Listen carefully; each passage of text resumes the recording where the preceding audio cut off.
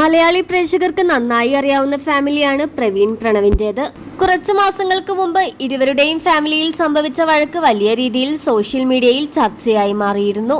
അതിനുശേഷം മൃദുലയുടെ അച്ഛന്റെ മരണം ഇരുവരുടെയും ഒത്തുചേരലിന് ഒരു ഭാഗമായി.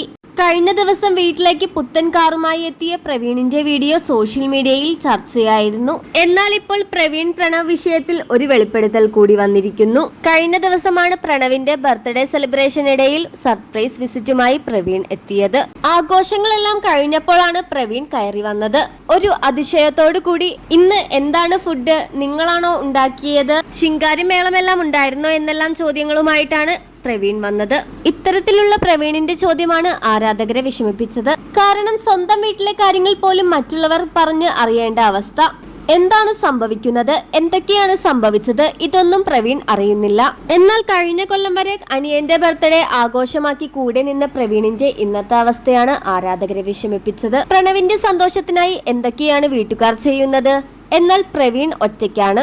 മൃദുലയെയും കുഞ്ഞിനെയും മാത്രം നോക്കി ജീവിക്കേണ്ട നീ എന്തിനാണ് ഈ വീട്ടിലേക്ക് വലിഞ്ഞു കയറുന്നത് എന്നെല്ലാം ചോദിച്ചുകൊണ്ടാണ് നിരവധി കമന്റുകൾ എത്തുന്നത്.